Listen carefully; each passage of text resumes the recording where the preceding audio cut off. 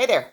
My name is Heather Feather. I am the owner of Rare Bird Medicine, and today's topic is 2023 and me. We're coming out of 2022, which is a 6 year. 2 plus 2 plus 2 equals 6. 6 is vision and acceptance. We've been given opportunity from the freedom and discipline year prior to that. 5 is freedom and discipline to step into, after following disciplines or advocating our freedom, to step into being a visionary, envisioning our life, envisioning Pachamama, Mother Earth School a different way. We could Amazon it up. We also could purchase less this day. And so we've had the opportunity in this previous year to be a visionary if we would but accept visionary new ways of living in the paradigm. And now we're stepping into a 7, 2 plus 2 plus 3, 2023, which is trust and openness.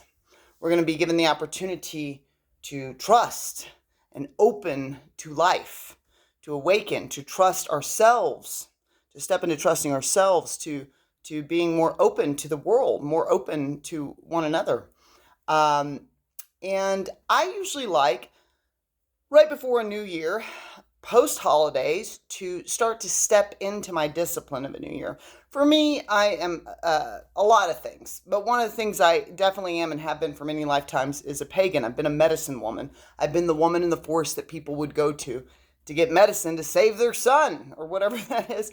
And then eventually those women were becoming too powerful and needed to be murdered. So as a medicine woman and as a pagan, my New Year actually starts on Samhain or All Hallows Eve or Halloween. So my New Year's technically has already started.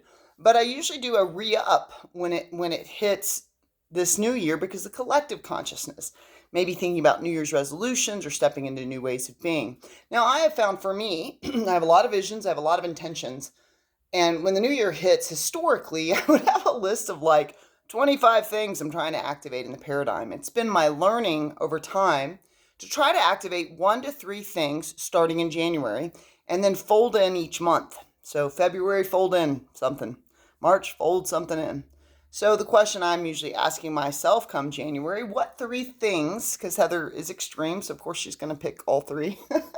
What 3 things am I folding in? Now, usually, most years, for 2 decades, one of the things that I fold in is A Course in Miracles.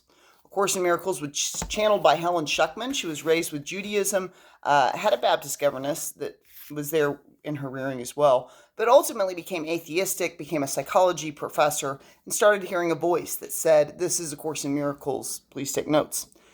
She went to her dear friend Bill Thetford. Bill Thetford said, "Well, next time it happens, take notes and we'll see if you're losing your mind or not, my friend."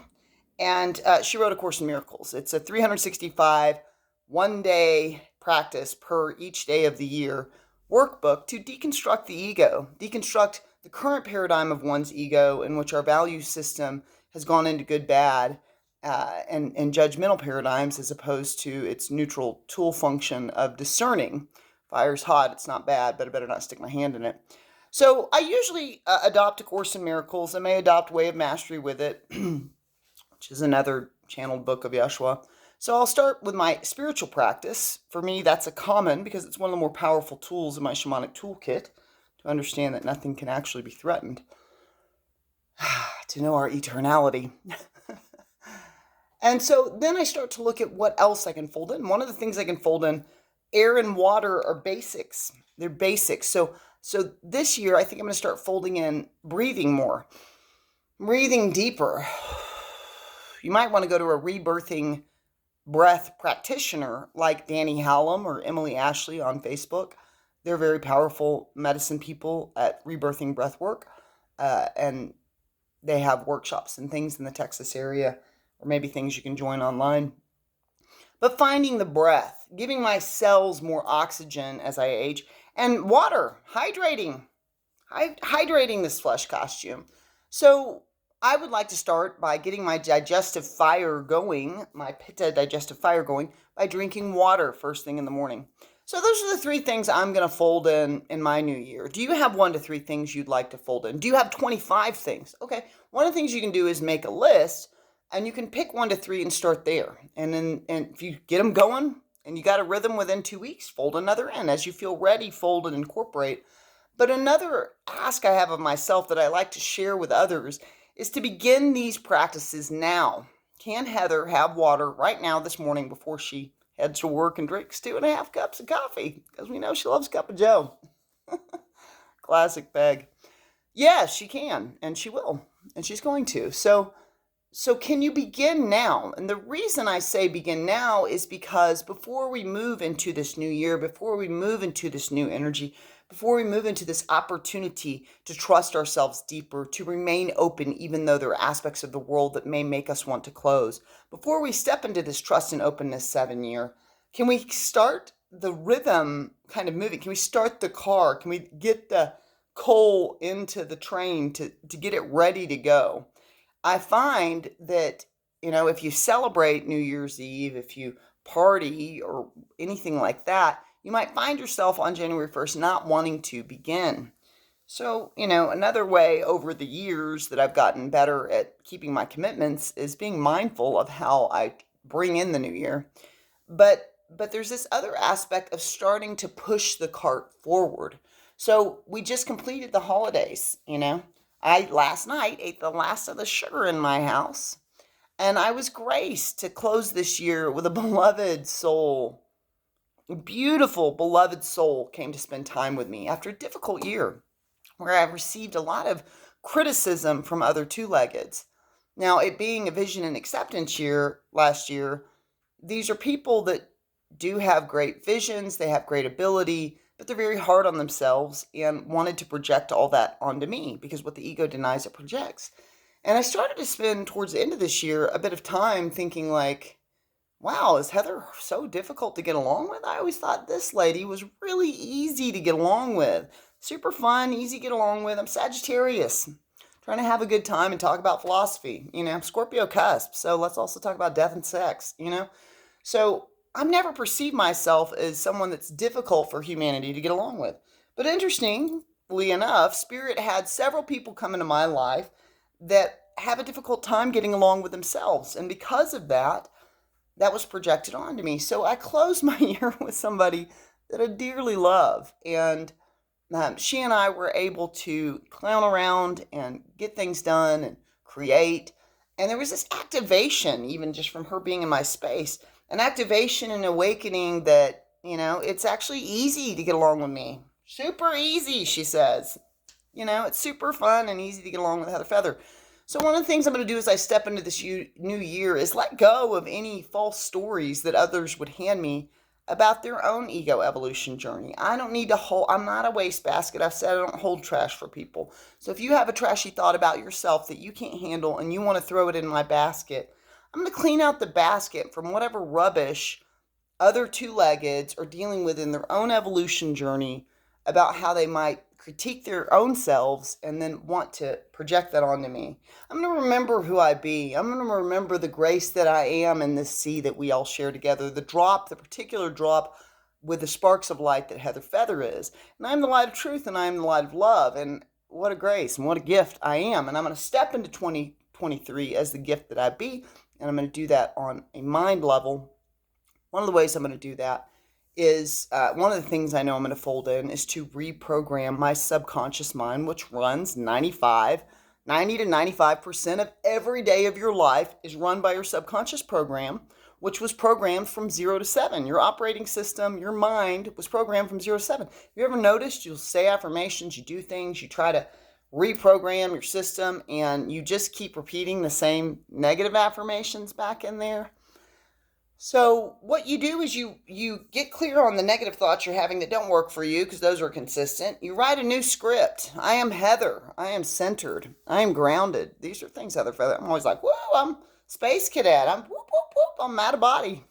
So I'm Heather. I am centered. I am grounded. I am loving. I am lovable. I am fun. I am funny. I'm a heck of a treat. I'm a gift in any room. And you write a new script and you record that, repeat it 3 times slowly, and then play it for yourself. Morning, every morning right upon awakening, or evening, every evening right before you go to bed, or right after meditation. The reason is the only way to reprogram your subconscious mind is when your brain is at 7.5 hertz. And when you're receiving data like this, your brain is 14 to 40 hertz. The closer it gets to 40, the more stress, anxiety, and overwhelm.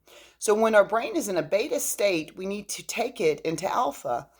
We can take our brain into alpha this year by closing our eyes when we feel anxious, worrisome, or overwhelmed. Just close your eyes. That starts to quell the hertz of your brain down towards 14 to 7.5. Now, when we go to sleep, we start to move from alpha to theta. The bridge between alpha and theta is 7.5 hertz. So if you can get your brain, then you go into delta and you're asleep. If you can get your brain from that 14 to 40 hertz down to 7.5 hertz by closing your eyes, deepening your breath, and you are usually in a 7-point alpha to theta brainwave state right after meditation, right upon awakening, or right before you go to bed.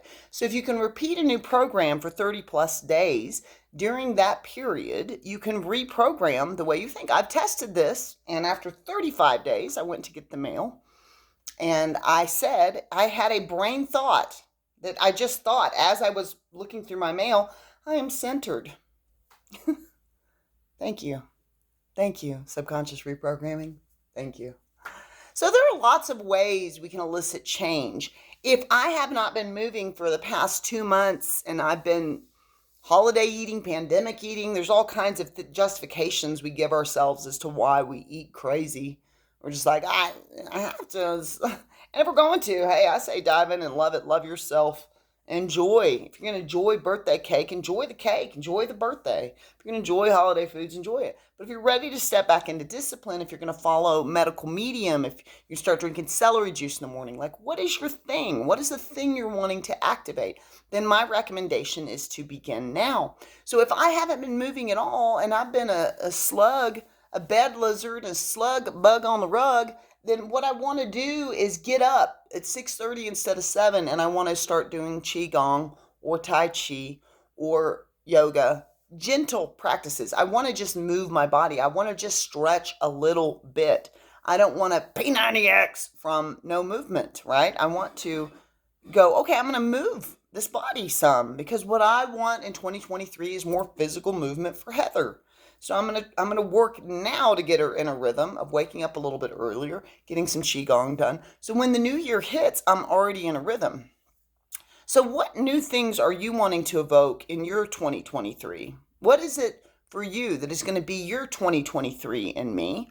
We're always stewarding our own ship, I often say. I am the decreer of where this vessel goes. I am the decreer of when this vessel says no.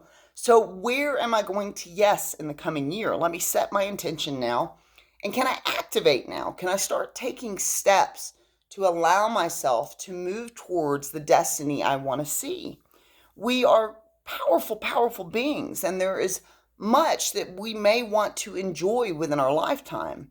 And one of the things I want to do is enjoy and have fun when it's time for Heather to let go of any militant needs she may have, because she's got a sergeant commander in there that's like, you better shut up, snake right, and drink your lemon water or whatever. So can I let her have fun when she's having fun, which I definitely did this holiday season? And then can I step into the discipline or the things that I want to choose? Because at 85, I want to tie my shoes. So let me stretch now. I want to be able to bend over and tie these shoes when I'm 85 years old. Let me stretch now. Let me stretch daily now. So that flexibility is available to me as soon as I turn 83. Let me get ready now. What is it that you're preparing yourself to step into? Can you begin today? Can you begin tomorrow?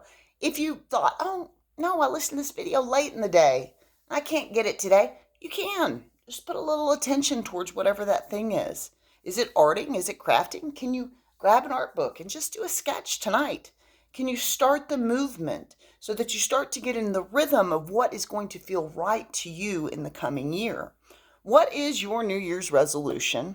What steps can you take now to activate it? And is it possible, rather than, if you're like me and have a lot of drive and a lot of things you want to see, a lot of visions, is it possible to slowly fold those in throughout the year so that you start to garner a practice of self-care, self-love, self-respect down here? You can always subscribe to Rare Bird Medicine on YouTube, like and comment there. I'd love to hear your thoughts. A moon, a sun, and a star.